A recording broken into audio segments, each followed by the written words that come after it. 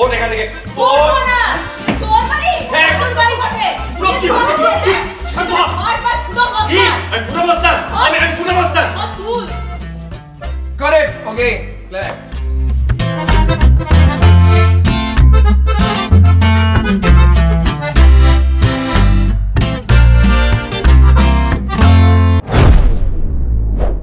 জি বাংলায় একটা নতুন সিরিয়াল যখন শুরু হয়েছিল পরিণীতা, আমরা ভিডিওটা করেছিলাম, আপনারা দেখেছিলেন। তারপর একটা রিলসও করেছিলাম যে এই আমাদের পিছনে যে সাজঘরগুলো আছে সেই সাজঘরের মধ্যে একটা গুঁতোগুতির মতন বিষয় হয়েছিল, তাই তো? আমাদের সঙ্গে এখন রয়েছেন ঈশানী চ্যাটার্জি। ঈশানী, এটা প্রথম সিরিয়াল, প্রথম কাজ আমার এখানে, ইন্ডাস্ট্রিতেও প্রথম পা রাখা। কেমন লাগছে? খুবই ভালো লাগছে, কেন কি আমি এখানে এখন যেহেতু নতুন, আমি পুরোটা জিনিসই শিখতে এসেছি। তো এখন আমার পুরোটা সময় সবাইকে দেখে অ্যানালাইজ করে, সবাই যেটা শেখাচ্ছে গাইডেন্স নিয়ে, তার ফিডব্যাক নিয়ে সব কিছু শিখে নিজেকে ইমপ্রুভ করাটার পেছনেই হার্ডওয়ার্কটা করছি, এফার্টসটা দিচ্ছি। আশা করছি অডিয়েন্স সেটা দেখতে পাবে নিশ্চয়ই। এইটাই এখন করছি। আর তার সাথে সাথে ভালো লাগা তো ডেফিনেটলি আছে, কি এই ইন্ডাস্ট্রিতে মানে সুযোগ পাওয়াটাই, যেহেতু আমি এটাতে নিজে থেকে কোনোভাবে ইনভলভ হইনি, তো আমার কাছে যেহেতু অপরচুনিটিটা আসে, তো সেটা তো ভালো লাগা ডেফিনেটলি আছে। তার সাথে সাথে খারাপ লাগা, ভালো লাগা সবকিছু মিশিয়েই আছে। অনেক সময় হয়তো অনেক সিন ঠিক মতো মনে হয় যে পারলাম না, হয়তো ডিরেক্টর বলছে ঠিক আছে, বাট নিজেরই মনে হয় যে হয়তো পুরোটা নিজের ফুল পোটেনশিয়াল এলো না ওটাতে। তো কখনো কখনো মন খারাপ হয়, কিন্তু তাছাড়া সব মিলিয়েই চলছে বলতে গেলে। ঈশানী কিন্তু খুব মেধাবী একজন ছাত্রী, তাই তো? নিজে কি করে বলবো, এই জয়েন্ট এন্ট্রান্সে বসেছিলে, আমার কাছে যেটুকু খবর আছে। ওই সময়টা কেমন ছিল? ছেলেবেলাটা একটু যদি বলো, যদি অসুবিধা না থাকে। না সেরকম কিছু না, আমার ছেলেবেলা বলতে একটু প্রবলেম ছিল আমার। দুর্গাপুরে আমার মানে এমনি ফ্যামিলি, আমার জয়েন্ট ফ্যামিলি, তো সবাই আছে নিশ্চয়ই, সবাই আমাকে সাহায্য করেছে, সবাই কঠিন পরিস্থিতিতে সাহায্য করেছে। কিন্তু তাও হয় যে কঠিন পরিস্থিতি ছিল আমার বাবা। সেটা যদি মানে দেখো, এখন তোমার একটা ফ্যান ফলোয়ার হয়েছে, হ্যাঁ, তোমার লড়াইটা আমি জানি, আমি কিছুটা জানি, তোমার লড়াইটা শুনে যদি দুটো মানুষও অনুপ্রাণিত হয়, কোথাও যেন সেটা সাফল্য। ঠিক আছে, তো আমার মা বেসিক্যালি টেলার, তো আমাদের আর বাবা শারীরিক অনেক রকম সমস্যা ছিল বলে আস্তে আস্তে বাবার একটা চোখও খারাপ হয়ে গেছিলো, আরও শারীরিক অনেক রকমের সমস্যা ছিল, তাই জন্য বাবার একটা ইলেকট্রিকের দোকান ছিল, সেটাও বন্ধ করতে হয়। অনেক ছোট তখন আমি, তারপর থেকে আস্তে ধীরে টুকটাক কাজ করতো, কিন্তু সেরকম তো হতো না, সব করতে পারতেন না। তো বাবা আস্তে আস্তে মানে তারও মেন্টালি প্রবলেম, মানে হয় না একটা কষ্ট। বাট হ্যাঁ, একটা জিনিস ভালো ছিল কি, সিরিয়াল কিন্তু আমার বাবাই একমাত্র দেখতো, আমি আর মা দেখতামই না বলতে গেলে। আর মা যেহেতু টেলার, তো সকাল থেকে রাত পুরো খাটনিটা মায়েরই। কিন্তু আমারও সব যা কাজকর্ম, আমি কলেজ বলছি, স্কুলে যাওয়া, আমার সব কিছু রেডি করে দেওয়া, এভরিথিং সেটাও মাই করতো। আমার এত টিউশন, যেহেতু আমাকে ইংলিশ মিডিয়ামে পড়িয়েছে সিবিএসসি বোর্ডে, আর ওখানে ওয়ান অফ দ্য বেস্ট স্কুলে পড়িয়েছে, তো তার খরচ এভরিথিং। আমিও স্কলারশিপে পড়েছি ডেফিনেটলি, তো সেটা দিকে একটু হেল্প হয়েছে, বাট তাছাড়াও টিউশনের ফিস এভরিথিং। আর কি, আমার মাকে আমার মনে হয় সবচেয়ে মানে আমার পিলার অফ স্ট্রেংথ যেটাকে বলে সেটা, কারণ আমাকে কখনো কোনো কিছুর অভাব ফিলই হতে দেয়নি। অভাব ছিল কিন্তু ফিল হতে দেয়নি, আমাকে কোনো কিছুতে আটকায়নি, সব কিছু শিখিয়েছে, বরং নিজের থেকেই শিখিয়েছে।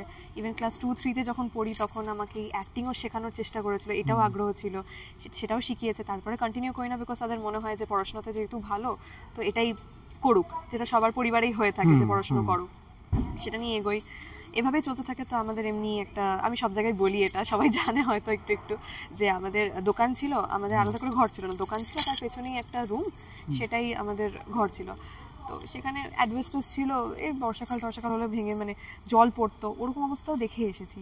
তো বাবারও ইচ্ছা ছিল একটা ঠিকমতো রুম হোক যেখানে আমরা আরামে থাকতে পারবো, কিন্তু সেটা তিনি দেখে যেতে পারেননি। তার আগেই তার হার্ট অ্যাটাক হয়ে যায়, কিডনিতেও প্রবলেম ছিল, সেটা চিকিৎসা করানোর জন্য তাকে ব্যাঙ্গালোরে নিয়ে যাওয়া হয়েছিল, কিন্তু তখন আমি ছিলামও না, আমি বাড়িতেই ছিলাম, সেখানে তিনি মারা যান। তো সেটা আমার জন্য, আমার মায়ের জন্য, সবার জন্য, আমার পরিবারের সকলের জন্য সেটা একটা খুব বড় একটা ধাক্কা ছিল। তখন আমি নিটের জন্য প্রিপেয়ার করছিলাম সেই মুহূর্তে। তারপরে যাই হোক, মেন্টালি হোক বা অনেক রকম বিষয়ে আমি চেষ্টা করেছি আমার তরফ থেকে নিটটা ক্র্যাক করার, আমি পারিনি, পেরে উঠিনি। তো বারবার হয়তো কাট অফ মার্কসের কাছাকাছি গিয়েও হয়নি।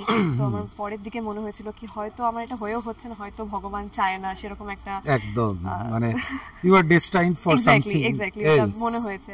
তারপরে আমি বাড়িতে একটু লড়াই করেই আমি মাইক্রোবায়োলজি পড়ার জন্য লেডি ব্রেবনে ভর্তি হই। সেটাও আমার মায়ের চাইনি, মা চেয়েছিল মেডিকেলি করি, কিন্তু বাকি পরিবারের সবাই বলে যে না, যেটা ও করতে চাইছে তাহলে করুক, আর বসে বসে ড্রপ দিয়ে বছরগুলো নষ্ট করার কোনো মানে হয় না। তো আমি এখানে এসে তারপর লেডি ব্রেবনে পড়ছিলাম, তার সাথে সাথে মডেলিংয়ের কিছু কাজ করছিলাম। মনে হয়েছিল যদি কিছু নিজের এখানে যদি কিছু খরচাটা টানতে পারি, বিকজ আমার মায়ের পক্ষে এখানে ভাড়া, এখানে যেরকম মানে এখানে লাইফস্টাইল যেরকম, সেটাকে পুরোপুরি বয়ে নিয়ে যাওয়া মায়ের পক্ষে একটু কঠিনই ছিল। কিন্তু আমারও মনে হতো কোথাও আমি হয়তো চাইবো না যতটা পারি নিজের এক খরচা ওঠানো যায়, তাই যখন যখন ছুটি থাকতো মডেলিংয়ের কাজ এগুলো করতাম। বিউটি পেজেন্টস এগুলোতে একটু নাম করে মানে পার্টিসিপেট করেছিলাম, ওখানে ভালো মানে ইয়েও হয়েছিলাম।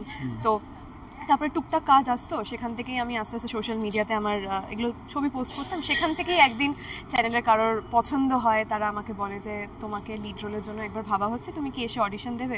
প্রথমে তো বিশ্বাসই করে উঠতে পারিনি, তারপরে এসে এখানে মনে হয় যে কোথাও না কোথাও অভিনয়ের ওই ক্রেজটা ছোটবেলায় যেটা ছিল ওটা কোথাও না কোথাও মনে হচ্ছে না আরেকবার ট্রাই করি, হয়তো মানে আমার জীবনে যদি এই জিনিসটা আবার ফিরে আসছে এত বছর পর, আমি এটাকে সুযোগটাকে হাতছাড়া করবো না। তাই এখানে এসে অডিশনটা দিই, চেষ্টা করি, মনে হয় যা হবে হোক, আমি আমার ফুল পোটেনশিয়াল দিয়ে এবার চেষ্টাটা করে দেখি।